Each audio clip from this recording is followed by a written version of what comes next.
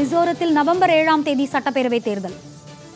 தலைமை தேர்தல் ஆணையர் ராஜீவ்குமார் அறிவித்திருக்கிறார். மிசோரத்தில் நவம்பர் 7ஆம் தேதி சட்டப்பேரவை தேர்தல் நடைபெறவிருக்கிறது.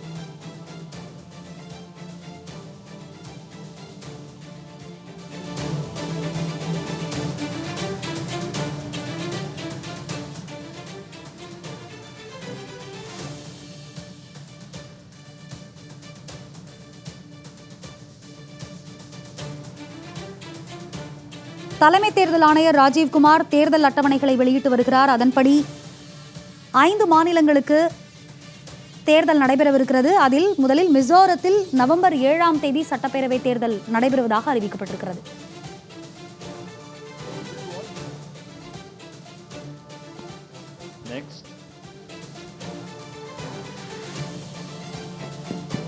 Next, Madhya Pradesh, date of poll 17th November. Rajasthan, 23rd November. And Telangana, 30th November. We are doing counting on 3rd of December and finishing the entire election exercise on 5th of December 23. Yeah, floor is open for questions. Gentleman in the first row. Yeah. उनको mic दे दीजिए. We'll come to you next. आपको आएंगे second. Good afternoon sir, मोहित दुबे हूँ sir, news nation channel से. Sir मेरा सवाल ये है कि खासतौर पे अगर छत्तीसगढ़ और तेलंगाना के परिप्रेक्ष्य में है, छत्तीसगढ़ में 2 चरणों में आप मतदान करा रहे हैं. नक्सल प्रभावित इलाका है. कई सरकार का दावा है कि नक्सलिज्म तो हमने ख़त्म कर दिया है, लेकिन इस बार भी आप 2 चरणों में मतदान करा रहे हैं. कितनी बड़ी चुनौती जो है नक्सल प्रभावित इलाकों में होगी आपको मतदान कराने के मद्देनज़र, क्योंकि 7 राज्यों की सीमा छत्तीसगढ़ से जुड़ती है जैसा आपने कहा. इसके अलावा तेलंगाना के भीतर पिछले चुनाव में तमाम कैश और लिकर की बरामदगी हुई थी. इस बार कितनी चुनौती तेलंगाना और छत्तीसगढ़ में आपको लेकर होने वाली है? Yeah, gentleman in the second row there. Yeah, mic is coming to you. Just wait. Yeah. Sir मैं श्रीकांत भाटिया हूँ, संवाद सिंधी न्यूज़पेपर और हमारी नज़र न्यूज़ चैनल है. सर ये आचार संहिता के जो उल्लंघन होते हैं इलेक्शंस में, देखा गया है कि कोई एक्शन नहीं होता, सिर्फ आचार संहिता उल्लंघन के केस दर्ज हो जाते हैं. तो सर कोई आपके पास डेटा है कि लास्ट इलेक्शन में आचार संहिता उल्लंघन में क्या लीगल एक्शन लिया गया कैंडिडेट के खिलाफ? और पॉलिटिकल एक छोटा सवाल सर, आपने कहा कि जो कैंडिडेट पैसा खर्च करता है उसका रिकॉर्ड यहाँ रखा जाएगा. क्या वो रिकॉर्ड आम पब्लिक देख सकती है कि किस कैंडिडेट ने इलेक्शन में और किस पार्टी ने कितना पैसा खर्च किया? Yeah, gentleman in the second row there. In the middle of that row, please. Sir मैं प्रदीप कुमार, टोटल न्यूज़ से. सर मेरा सवाल यह है कि आपने आपराधिक छवि वालों का जो जिक्र किया है और उसको लेकर जो एक्शन की बात की है और जो प्रचार भी करना होगा उनको 3 बार बताना, लेकिन क्या ऐसे आपराधिक छवि वाले उनकी रोकथाम को लेकर इसके अलावा आपके पास क्या उपाय रहेगा, और अगर जानकारी नहीं मिलती तब एक्शन क्या होगा?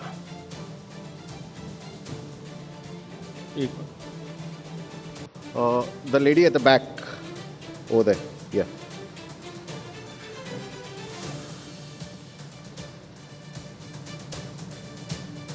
Yeah, give it to the lady. Yeah. I'm Meetu Jain from The Wire. मेरा सवाल इलेक्ट्रल रोल्स की प्योरिटी को लेके है. आपने बोला है कि जो BLO होगा वो जो डेटा है वो अपडेट करेगा. सवाल ये है कि BLO कितना कंप्यूटर savvy है ये डेटा अपलोड करने के लिए, और ये डेटा वो खुद अपलोड करता है या is it outsource to somebody else जो ये काम करेगा? और if it is outsourced, then what is the procedure that is followed for outsourcing this work to somebody who would be uploading this data? Thank you. Just we'll have another round later. Okay. Chhattisgarh में चुनाव के विषय में आपने प्रश्न पूछा. देखिए, हर नागरिक को, हर वोटर को हम रजिस्टर करें और हर वोटर के पास में हम बूथ लेके जाएं ताकि वो अपना वोट डाल सके और उसको सारी सूचना जो उसको इन्फॉर्म डिसीजन लेने के लिए आवश्यक है वो उस तक पहुंचाएं.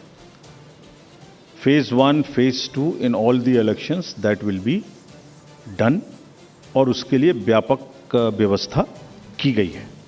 इसलिए हमें सबको अपील है कि वो सब वोट देने आएं, और जो जहाँ भी जितनी भी सुविधाएं और जितनी भी सुरक्षा देने का ज़रूरत है वो असेसमेंट करके उतनी वहाँ प्रोवाइड की जाएगी।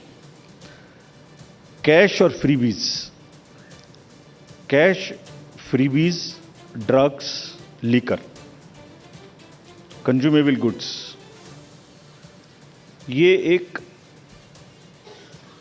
ये मैनेज है, हम लोग उसके प्रति पूरी तरीके से सजग हैं। Just give U A small figure, जो अभी पीछे 6 इलेक्शंस हुए हैं, उसमें अगर मैं आपको अलग से भी दिलवा दूंगा, लेकिन लगातार उनमें वृद्धि का जो प्रतिशत है, in some states it is up to 6000%, but in average it is, मैं बताता ही हूं आपको exact. Karnataka was 83 crores in 2017. First I will speak the last election figure, then the recent. 83, which has increased to 384 crores. Tripura was 1.79 crores, increased to 45 crores. और त्रिपुरा में violence, you all remember, 0, repoll 0, and this was the kind of improvement in the seizures.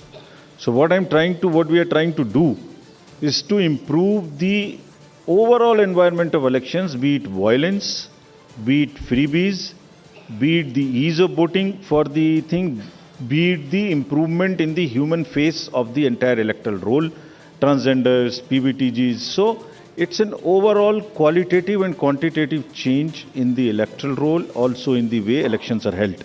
Nagaland, 4 crore to 50 crore. We used to be concentrating more on the peaceful elections which happened there. Simultaneously this also happened. Meghalaya, 1.1 to 74 crores. All these figures we will get put on the social media also. Gujarat, 27 crores to 800 crores. We caught huge drugs factory. Similarly in UP elections it was caught through the seas. HP, 9 crore to 57. Uttarakhand, 6 to 18. So, likewise, in all these states, and therefore, are very strict instructions to all the enforcement agencies, and we mean business. We have told them. It is not that हमने बोला और हम बोल के उनको वापस चले आए, नहीं. Railways, airports, private airfields, private unscheduled flights, drugs, borders, national and international, both. Storage of in the godowns. All godowns have been identified by the enforcement agencies in each of these states where there could be a possibility of storage of any material of freebie. So, I think you will get to see the results and then decide for yourself, as I have explained about the 7-8 states. So, we are committed, and also more responsibility on us to prove this in these 5 elections, because we want to go clean and far more into the 24 elections. आचार संहिता का election आपने उल्लंघन पूछा। आचार संहिता का उल्लंघन जैसे जैसे होता है उस पर हर एक पर कार्रवाई होती है। आप देखने से शायद रह गए होंगे, ये सब उपलब्ध हैं, और उसमें लार्ज नंबर में हर स्टेट्स में हुई हैं। लोगों को जिन्होंने कहा है उनको वार्निंग्स दी गई हैं, केसेस हुए हैं, और उन केसेस को हम जब भी वहाँ जाते हैं रिव्यू करते हैं। आपराधिक छवि के लोगों के बारे में जो प्रश्न पूछा गया, उनको वो एडवर्टाइजमेंट देना मस्ट है। That is what is the extent legal provisions as of now, regulatory framework, that उनके बारे में बताना वोटर्स को, ये हमारा कार्य है।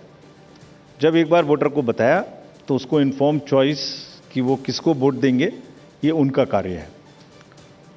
जो आपने इलेक्टरल रूल्स की प्योरिटी के बारे में पूछा और work outsource to outsiders, there is no electoral roll related work which is ever outsource to anybody.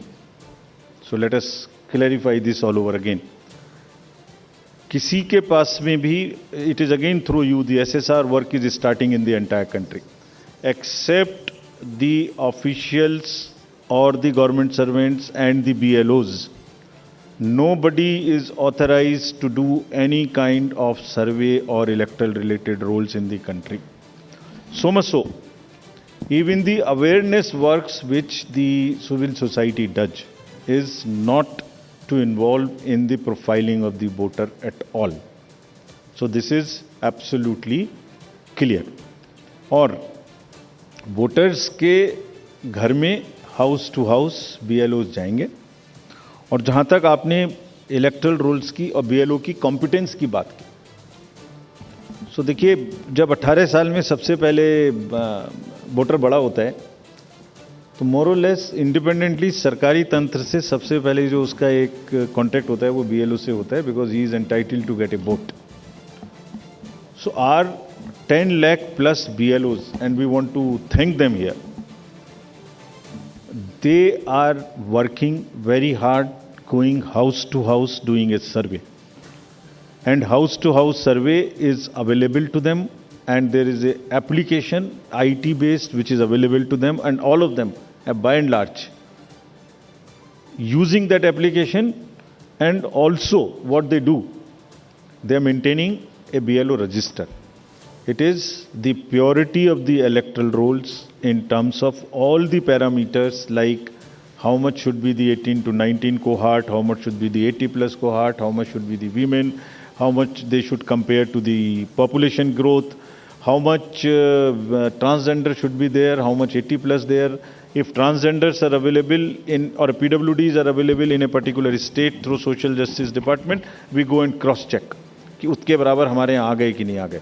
So electoral rolls purity is something which is our constitutional mandate, and we are very confident that we are doing it.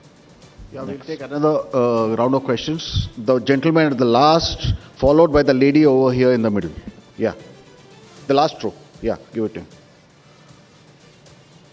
The gentleman over there who's sitting behind you, right? Yeah, that one. Sir, मैं पीयूष पांडे हूँ, TV9 Bharatvarsh से. मेरा सवाल ये है कि freebies को लेकर के आपने उसकी क्या परिभाषा रखी है, क्योंकि चुनाव के दौरान उसकी अलग परिभाषा है और चुनाव के बाद उसकी अलग परिभाषा है. Okay, the lady in the middle, please give her the mic. Someone just hand over the mic to her. Yeah, in the middle row. Yeah. No. Yeah. Okay. Thank you, sir. Arunima from CNN News 18. Here, sir.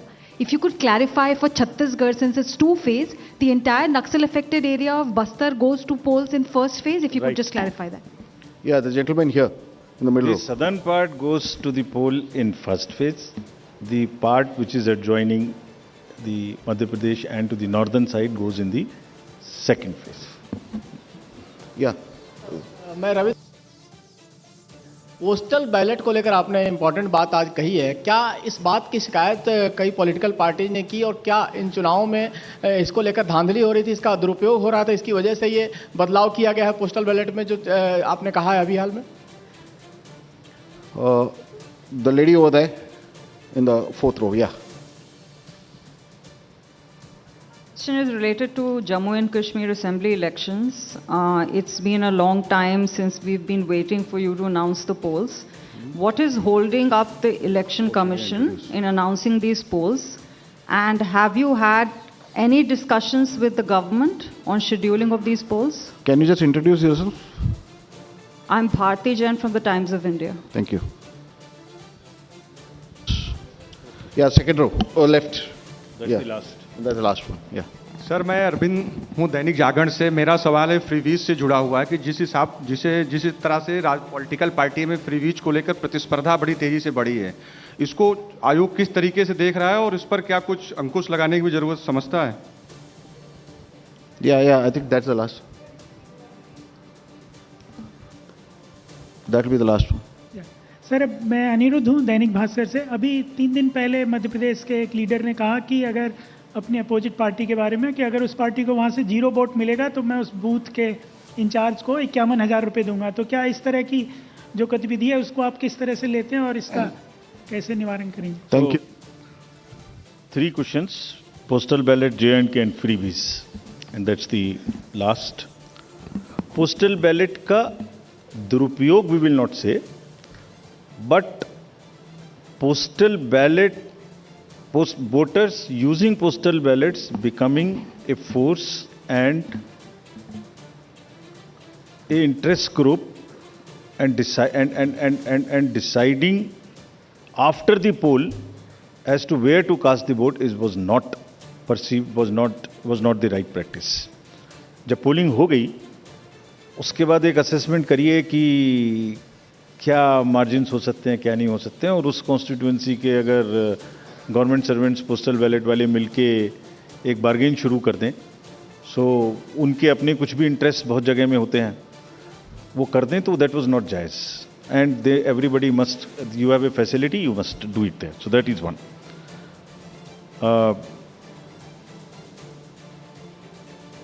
J&K के election के बारे में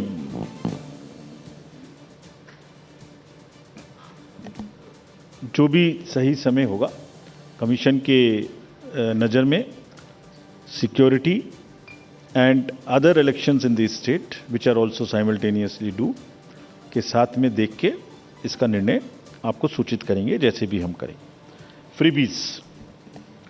freebies के बारे में जैसे आपने कहा कि किसी स्टेट में कोई अनाउंसमेंट, किसी स्टेट में कोई अनाउंसमेंट, तो पता नहीं क्यों 5 साल याद नहीं आती, लास्ट में ही महीने 15 दिन में सारे अनाउंसमेंट्स की याद आती है. But anyway, that is with in the domain of the state governments. But आपको जैसे अवगत होगा, कमीशन ने एक परफॉर्मा इशू किया था जिसमें ये बताने के लिए प्रस्ताव एक कंसल्टेशन पॉलिटिकल पार्टीज के साथ की गई थी. And that pro forma is in public domain. It is available here also. If you can see, you can read it on the website of the commission. ये क्या कहता है? ये परफॉर्मा बेसिकली ये कहता है कि पॉलिटिकल पार्टीज को अपने मैनिफेस्टो में क्या करेंगे ये बताने का अधिकार है, लेकिन साथ ही साथ वोटर को ये जानने का अधिकार है कि ये कब करेंगे, कितना करेंगे और कैसे करेंगे. तो उसमें क्या कहा गया था? उसमें कहा गया था कि आप बता दीजिए कि डेट टू जीडीपी रेशियो क्या होगा, आप कितना डेट लेंगे, वो क्या रेशियो होगा, interest payment to total revenue receipt क्या होगा, आपको एफआरबीएम के टारगेट्स तोड़ेंगे नहीं, कितनी तोड़ेंगे, कोई योजना कम करके ये लागू करेंगे क्या, लोगों पर एक्स्ट्रा ऋण, एक्स्ट्रा टैक्स लगाएंगे क्या. सो everything comes in the public domain. That was the intention of that. And एक बहुत बड़ी इसमें वो है कि प्रेजेंट वर्सेस फ्यूचर जनरेशंस. आप प्रेजेंट में कितना करना चाहते हैं, और are you not mortgaging the future generation. So this is a balance which needs to come, and people, voter must know कि वो फाइनेंशियल फंडामेंटल्स के बेसिस पे क्या पिक्चर निकल के आती है. And in any case, in announcement में तड़का ऑफ पॉपुलिज्म तो है ही है, एक बहुत बड़ा तड़का है पॉपुलिज्म का. तो जो जीत के आता है उसको वो चाहे तो निभाना, उस पॉपुलिस्ट प्रॉमिस को, या रोकना, दोनों ही कठिन है. इसलिए public has a right to know कि फ्रीबीज कहाँ से पूरे होंगे, और वो डिस्क्लोजर्स पब्लिक को इन्फॉर्म चॉइस लेने के लिए होनी चाहिए. Commission has already issued this circular, this proforma, had done the political party consultations, but as you are aware this matter is sub judice, and commission will act as soon as the clarity and the decision is available on that subject. Thank you very much. Thank you. Thanks to all of you. That brings us to the end of this press conference. Thank you for that comprehensive briefing, sir. I'd like to formally thank the Commission and the media for attending this presser. Kindly join us for refreshments. Thank you, sir.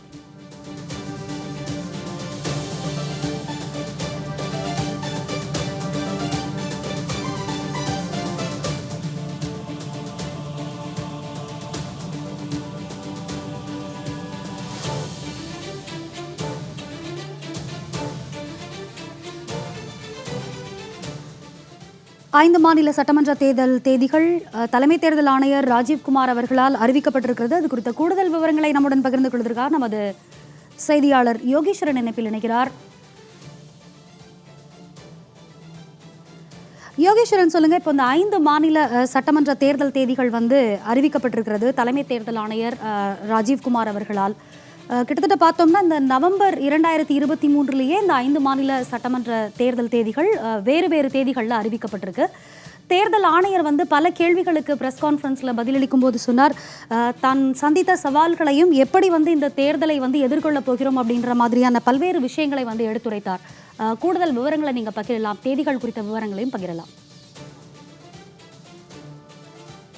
2024 மக்களவைத் தேர்தலுக்கு முன்னதாக அதிக வாக்காளர்கள் வாக்களிக்க போகக்கூடிய ஒரு சட்டமன்ற தேர்தல் இந்த 5 மாநில சட்டமன்ற தேர்தல் என்பதை இந்திய தலைமை தேர்தல் ஆணையர் ராஜீவ்குமார் செய்தியாளர் சந்திப்பின் போது தெரிவித்ததன் அடிப்படையில் புரிந்து கொள்ள முடிகிறது. அதற்கான காரணம், இந்த குறிப்பிட்ட 5 மாநிலங்கள், அதாவது சத்தீஸ்கர், ராஜஸ்தான், மிசோரம், மத்திய பிரதேசம் மற்றும் தெலுங்கானா உள்ளிட்ட இந்த 5 மாநிலங்களில் இருக்கக்கூடிய வாக்காளர்கள் மட்டும் கிட்டத்தட்ட 16 கோடிக்கும் மேல் என்று இந்திய தலைமை தேர்தல் ஆணையர் தெரிவித்திருக்கிறார். அதே நேரத்தில் முதல் நிலை வாக்காளர்களை பொறுத்த மட்டுமே 60 லட்சத்திற்கும் அதிகமானோர் வாக்களிக்க இருக்கிறார்கள் என்ற ஒரு தகவல்களையும் இந்திய தலைமை தேர்தல் ஆணையர் தெரிவித்திருக்கிறார். இந்தியாவில் இருக்கக்கூடிய மக்கள் தொகையில கிட்டத்தட்ட பெரும்பான்மையானவர்களை பொறுத்த மட்டுமே இந்த 5 மாநில சட்டமன்ற தேர்தலில் வாக்களிக்க தகுதி பெற்றிருக்கிறார்கள் என்பதை தலைமை தேர்தல் ஆணையர் செய்தியாளர் சந்திப்பின் போது தெரிவித்திருக்கிறார். குறிப்பிட்ட 5 மாநிலங்களில் சத்தீஸ்கர் மாநிலத்திற்கு மட்டும் 2 கட்டங்களாக சட்டமன்ற தேர்தலை அறிவித்திருக்கிறது இந்திய தலைமை தேர்தல் ஆணையம். அதற்கான காரணம், சத்தீஸ்கர் மாநிலத்தை பொறுத்த மட்டுமே இந்திய தேர்தல் ஆணையத்திற்கும் சத்தீஸ்கர் மாநில தேர்தல் ஆணையத்திற்கும் இருக்கக்கூடிய சவால்கள். காரணம், சத்தீஸ்கர் மாநிலத்துடைய பெரும்பாலான பகுதிகள் நக்சலைட்டுகளுடைய ஆதிக்கம் இருக்கக்கூடிய பகுதிகள் என்ற ஒரு காரணத்தினால் தேர்தல்களை நடத்துவது சவாலாக இருக்கும். அதே நேரத்தில் பாதுகாப்புகளை வழங்குவதிலும் சவால்கள் அதிகப்படியாக இருக்கும் என்ற ஒரு காரணத்தினால் சத்தீஸ்கர் மாநிலத்திற்கு மட்டும் 2 கட்டங்களாக சட்டமன்ற தேர்தலை அறிவித்திருக்கிறார்கள். மீதம் இருக்கக்கூடிய மிசோரம், மத்திய பிரதேசம், தெலுங்கானா உள்ளிட்ட மாநிலங்களுக்கான சட்டமன்ற தேர்தல்களை அனைத்தையுமே ஒரே கட்டமாக நடத்துகிறது. ஆனால் வெவ்வேறு தேதிகளில் இந்திய தேர்தல் ஆணையம் கொடுத்திருக்கக்கூடிய தகவலின் அடிப்படையில் பார்க்கக்கூடிய பட்சத்தில் முதற்கட்டமாக மிசோரம் மாநிலத்திற்கான அந்த வாக்கு பதிவு என்பது நவம்பர் 7ஆம் தேதியும் வாக்கு எண்ணிக்கை என்பது டிசம்பர் 3ஆம் தேதி பொதுவாகவே 5 மாநிலங்களுக்கும் ஒரே கட்டமாக எண்ணப்படுகிறது அப்படின்ற தகவல்களையும் இந்திய தேர்தல் ஆணையம் சொல்லியிருக்கிறார்கள். சத்தீஸ்கர் மாநிலத்தை பொறுத்த மட்டுமே 2 கட்டங்களாக வாக்குப்பதிவு நடைபெற இருக்கிறது. அதில் முதற்கட்டத்தை பொறுத்த மட்டுமே, அதாவது நவம்பர் 7ஆம் தேதி முதற்கட்டத்திற்கான வாக்கு பதிவும், 2வது கட்டமாக நவம்பர் 17ஆம் தேதியும் வாக்குப்பதிவு நடைபெற இருப்பதாகவும், மத்திய பிரதேச மாநிலத்தை பொறுத்த மட்டுமே நவம்பர் 17ஆம் தேதி ஒரே கட்டமாக வாக்குப்பதிவு நடைபெற இருக்கிறது.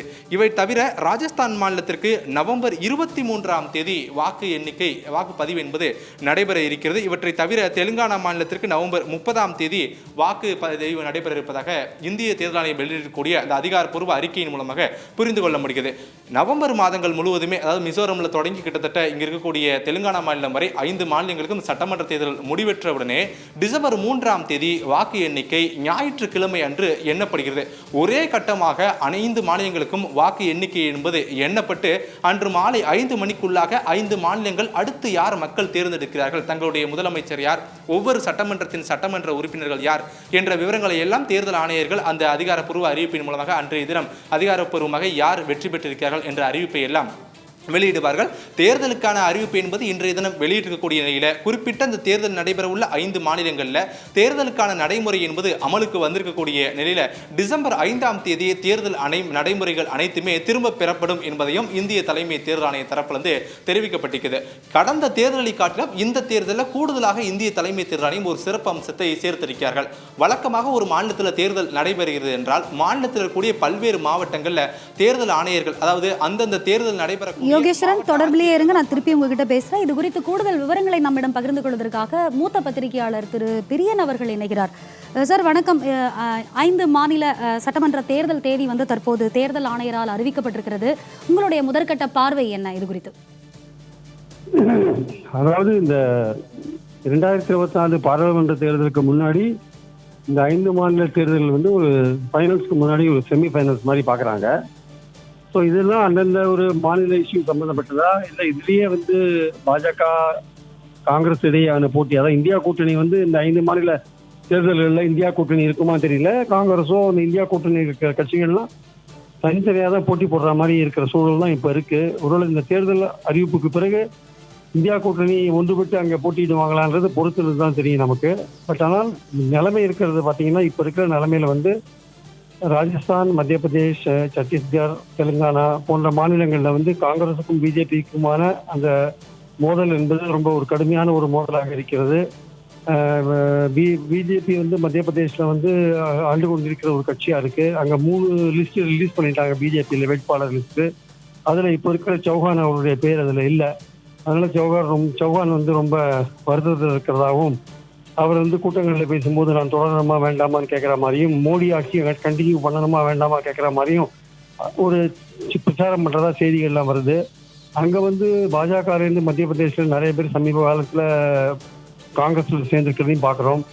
ஸோ அப்படி இருக்கிற சூழலில் போபாலில் வந்து சமீபத்தில் இந்தியா கூட்டணியோட கூட்டம் நடக்கிறதா இருந்தது. அது வந்து இந்த சனாதன தர்ம சர்ச்சை வந்ததுனால அந்த கூட்டத்தை அங்கே தள்ளி போட்டாங்க. ஸோ வரப்போகிற தேர்தலில் வந்து மத்திய பிரதேசில் வந்து ரொம்ப கடுமையான ஒரு போட்டி இருக்குது. இதில் கருத்து கணிப்புகள் வந்து காங்கிரஸ் வரும்னு சொல்கிறதையும் நம்ம பார்க்குறோம்.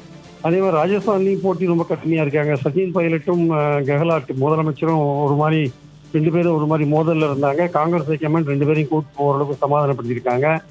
ஆனால் அங்கே வந்து பிஜேபியில் வந்து அங்கே கோஷி பூசல் இருக்கிறத பார்க்குறோம். அங்கே இந்த மத்திய நீர்ப்பாசனத்துறை மந்திரி கஜேந்திர ஷெகாவத் நினைக்கிறேன், அவருக்கும் இந்த வசுந்தரா சிந்தியாவுக்குமான மோதல் ரொம்ப வலுத்துட்டு இருக்காங்க பாஜக உட்கட்சி பூசலில். ஸோ அங்கே வந்து கெஹ்லாட் வந்து நிறைய திட்டங்கள்லாம் கொண்டு வந்திருக்காரு. இது மாதிரி மார்னிங் பிரேக்ஃபாஸ்ட் போடுற திட்டங்களாகட்டும், ஊரக வேலை வாய்ப்புகள் போன்ற பல விஷயங்களில் வந்து அவர் கொண்டு வந்திருக்காரு. அதனால அவருக்கான ஒரு காங்கிரஸில் உட்கட்சி பிரச்சனைகள்லாம் ஓரளவுக்கு சச்சின் பைலட்டுக்கும் கெஹ்லாட்டுக்கும் தீர்ந்ததுனால ஒரு ஒன்றுபட்ட ஒரு ஃபைட் வந்து ஒரு வாய்ப்புகள் இருக்கிறதுனால அங்கேயும் வந்து பிஜேபிக்கும் காங்கிரஸுக்குமான ஃபைட் ரொம்ப கடுமையாக இருக்கும். அதில் வந்து ஒரு எட்ஜில் வந்து காங்கிரஸ் வெற்றி பெறுன்ற மாதிரியான ஒரு கருத்து கணிப்புகள்லாம் சொல்கிறத நம்ம பார்க்குறோம். சத்தீஸ்கரை பொறுத்த மட்டும் அங்கே வந்து நிச்சயமாக வந்து ஒரு மோதல் வந்து ரொம்ப கடுமையாக இருக்கும். பாஜக காங்கிரஸுக்குமான மோதல் ரொம்ப கடுமையாக இருக்குன்றது வருது. அதில் வந்து அங்கே பல விதமான ஊழல் குற்றச்சாட்டுகள் என்ஃபோர்ஸ்மெண்ட் டைரக்டரேட் வந்து இப்போ சீஃப் மினிஸ்டர் வந்து இந்த எக்ஸைஸ் ஊழலெல்லாம் மாட்டிட்டு இருக்கிற மாதிரி அவருடைய பிரைவேட் செக்ரட்டரி எல்லாம் கூப்பிட்டு என்கொயரிலாம் பண்ணியிருக்காங்க. ஸோ தேர்தலுக்கு முன்னாடி தேர்தல் அனௌன்ஸ் பண்ணதுனால இனிமேல் அந்த மாதிரி நடவடிக்கைகள் இருக்காதுன்னு நினைக்கிறேன். பல்வேறு விதமான ஊழல் குற்றச்சாட்டுகளை வந்து அங்கே சத்தீஸ்கர் சிஎம் மேலே வந்து பார்க்குறோம் நம்ம பாஜக. ஸோ அங்கேயும் வந்து மோதல் ரொம்ப கடுமையாக இருக்குது. தெலுங்கானாவை பொறுத்த மட்டும் அங்கே வந்து சமீபத்தில் காங்கிரஸ் வந்து ஒரு மறுமலர்ச்சி அடைஞ்சிருக்கு தெலுங்கானாவில். அதோட காங்கிரஸ் தலைவர் புதுசாக வந்திருக்கிற அங்கே மாநில காங்கிரஸ் தலைவர் வந்து மாநிலம் முழுக்க ஒரு பாத யாத்திரை நடத்தினதுக்கப்புறம் அங்கே ஒரு எழுச்சி வந்திருக்கு. போட்டி வந்து பிஆர்எஸ்க்கும் பிஜேபிக்கும் உள்ள போட்டி வந்து இப்போ மாறி கடைசியில் பிஆர்எஸ்க்கும் காங்கிரஸுக்குமான ஒரு போட்டியாக மாறிடுச்சு. பிஜேபி 3வது இடத்துக்கு தள்ளப்பட்டதாக சொல்கிறாங்க. அங்கே வந்து ஓவைசி வந்து இப்போ ஒரு கடுமையாக போட்டி, இப்போ சில தொகுதிகளில் கடுமையாக ஓட்டு பிரிக்கிறதுக்கான வாய்ப்புகள் இருக்குது. அதனால் நாங்கள் ஓட்டு பிரியும் போது பிஆர்எஸ் வெற்றி பெறதுக்கான வாய்ப்பு இருக்குன்னு சில கருத்து கணிப்புகளும், இல்லை காங்கிரஸ் வந்து ஒரு எட்ஜில் வெற்றி பெறுவாங்கன்ற மாதிரியான சில கருத்து கணிப்பும், பிஜேபி வந்து 3வது இடத்துக்கு தள்ளப்படும்ன்ற மாதிரியான கருத்து கணிப்புகளும் அங்கே இருக்கிறத நம்ம பார்க்குறோம். அடுத்தது நார்த் ஈஸ்டர்ன் ஸ்டேட் மிசோராம், அங்கே இப்போ மணிப்பூரில் நடந்த சில சம்பவங்கள் மிசோராம்லையும் ஒரு பாதிப்பை ஏற்படுத்திக்கிறத பார்க்குறோம். அங்கே இருக்கிற Mizo national front chief minister இப்போ இருக்காரு. அந்த கூட்டணியில் தான் பாஜக. மணிப்பூரில் நடந்த சம்பவங்கள் அந்த கூட்டணியில் ஒரு சலசலப்பை தோற்றுவித்திருக்குது. அதனால் எம்என்எஃப் வந்து அவங்க குக்கி ஜோஹோ அந்த பழங்குடியினருக்கு ஆதரவாக எம்என்எஃப் இருக்காங்க. அவர்கள் வந்து இந்த வாட்டி பிஜேபியோட கூட்டு சேர்ந்து போட்டி போடுவாங்களா, தனியாக போட்டி போடுவாங்களா தெரியாது. ஒருவேளை கூட்டு சேர்ந்து போட்டி போட்டால் மீண்டும் அந்த எம்என்எஃப் கூட்டணி வரதுக்கான வாய்ப்பு இருக்கு. எம்என்எஃப் பிஜேபியிலிருந்து தனியாக போயிட்டாங்கன்னா அதற்கான வாய்ப்புகள் ரொம்ப ரொம்ப குறைவு. ஸோ இந்த 5 மாநில தேர்தலில் குறைஞ்சது ஒரு 3 மாநில தேர்தலில் காங்கிரஸ் வெற்றி பெறுவதற்கான வாய்ப்பு இருக்கிறதாக சொல்லப்படுகிறது. இருந்தாலுமே வந்து மோடியோட அந்த இமேஜ் வந்து கடைசி நேர ஒரு வெற்றிக்கு, பாஜக வெற்றிக்கு வழிவகுக்குமா என்று பார்க்க வேணா. பாஜகவை பொறுத்த மட்டும் அவங்க வந்து அவங்ககிட்ட மேன் மிஷினரி என்ற எல்லாமே அதிகார பலம், பணபலம், ஆட்பலம் எல்லா பலமும் அவங்க இருக்கிறதுனால விளம்பர பலம், அப்புறம் அவங்க சோசியல் மீடியாவை பயன்படுத்துகிற விதம் போன்ற பல விஷயங்கள் காரணமாக, அந்த பிரச்சார வியூகம் போன்றவை காரணமாக பிஜேபி வந்து காங்கிரஸை பின்னுக்கு தள்ளிவிட்டு முன்னுக்கு வருமானதை பொறுத்திருந்து தான் பார்க்கணும். இந்த செமிஃபைனல்ஸில் வந்து வெற்றி பெற கட்சி வந்து ஃபைனல்ஸில், அதாவது பார்லிமெண்ட் தேர்தலில் தான் வெற்றி பெறும் உறுதியாக சொல்ல முடியாது. 2018 அது மாதிரி தான் மத்திய பிரதேஷ், ராஜஸ்தான், சத்தீஸ்கர்லாம் வந்து காங்கிரஸ் வின் பண்ணாங்க. பட் ஆனால் பார்லிமெண்ட்டை பின்னாடி இந்த பார்லிமெண்ட் எலெக்ஷனில் பிஜேபி அங்கே எல்லாம் ஸ்வீப் பண்ணிட்டாங்கிறத நம்ம பார்த்தோம். அதனால் இந்த செமிஃபைனல்ஸ் வந்து இந்த எலெக்ஷனோட ஸ்டேட் சம்பந்தப்பட்ட இஷ்யூஸ் தானா, இல்லை இதோட எஃபெக்ட் வந்து பார்லிமெண்ட் எலெக்ஷன்லையும் தொடருமான்றது ஒரு முக்கியமான கேள்வியாக இந்த தேர்தலில் நம்ம பார்க்குறோம். 5 மாநில சட்டமன்ற தேர்தல் குறித்த உங்களுடைய கருத்துக்கள், பார்வைகளுக்கு நன்றி பிரியன். தொடர்ந்து 5 மாநில சட்டமன்ற தேர்தல் குறித்த விவரங்களை நம்முடன் பகிர்வதற்காக நம்முடன் இணைப்பில் இணைகிறார் யோகேஸ்வரன். யோகேஸ்வரன், சொல்லுங்க, இப்போ பத்திரிகையாளர் பிரியன் பேசும்போது சொன்னாரு, இப்போ இந்த 5 மாநில தேர்தலை பொறுத்த வரைக்கும் 3 மாநிலங்களில் வந்து காங்கிரஸ் வந்து வெற்றி பெறுவதற்கான வாய்ப்பு வந்து கண்ணுக்கு தெரிகிறது.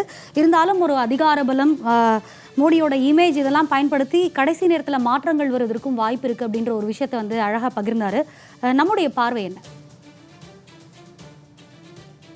இல்லை, 2023 இந்த தேர்தல் தேதி என்பது இன்றைய தினம் அறிவிக்கப்பட்டிருந்தாலும் கூட இப்போ தேர்தல் தேதி அறிவிக்கப்பட்டிருக்கக்கூடிய 5 மாநிலங்களில் 2 மாநிலங்களில் மட்டும்தான் காங்கிரஸ் கட்சி ஆட்சியில் இருக்கிறது. ஒன்று ராஜஸ்தான், மற்றொன்று சத்தீஸ்கர். ஆனால் உண்மையிலே 2018 தேர்தலுடைய முடிவுகளை பார்க்கும்போது 3 மாநிலங்களில் காங்கிரஸ் கட்சி வெற்றி பெற்றிருந்தது. அதாவது இப்போது தேர்தல் அறிவிக்கப்பட்டிருக்கக்கூடிய மத்திய பிரதேச மாநிலத்திலும் காங்கிரஸ் கட்சி தான் வெற்றி பெற்றது 2018 தேர்தலில். ஆனால் 2020 இப்போதைய மத்திய அமைச்சரவையில விமான போக்குவரத்து துறை அமைச்சராக இருக்கக்கூடிய ஜோதிராதித்யா சிந்தியாவை பொறுத்த மட்டுமே அவருக்கு ஆதரவான எம்எல்ஏக்களுடன் காங்கிரஸ் கட்சியிலிருந்து விலகி பாரதிய ஜனதா கட்சியில் ஐக்கியம் கொண்டதன் காரணமாக காங்கிரஸ் கட்சி 2020 மத்திய பிரதேசத்தில் ஆட்சி கவிழ்ப்பு என்பது ஏற்பட்டது. அதனைத் தொடர்ந்து பாரதிய ஜனதா கட்சி மத்திய பிரதேசத்தில் ஆட்சியை பிடித்திருந்தார்கள். ஆனால் இப்போது இருக்கக்கூடிய சூழல்ல மத்திய பிரதேசத்தில் அம்மாநிலத்துடைய முதலமைச்சர் சிவராஜ் சிங் சவுகானுக்கு எதிரான ஒரு மனநிலைமை மக்களிடம் ஏற்பட்டிருப்பதாக தான் காங்கிரஸ் கட்சி தொடர்ச்சியாக கடந்த நாட்களில் பரப்புரையில் ஈடுபட்டும் போது காங்கிரஸ் கட்சியினுடைய மூத்த தலைவர்கள் தெரிவித்திருக்கிறார்கள். அதே நேரத்தில் மத்திய பிரதேச தளமாக கொண்ட பல்வேறு செய்தி ஊடகங்களுடைய கருத்து கணிப்புகளில் கூட காங்கிரஸ் கட்சிக்கு 2018ஆம் ஆண்டு இருந்த அதே வலிமை இப்போதும் நீடிக்கிறது. காங்கிரஸ் கட்சிக்கும் பாஜகவுக்கும் இடையே மத்திய பிரதேச மாநிலத்தில் ஒரு கடுமையான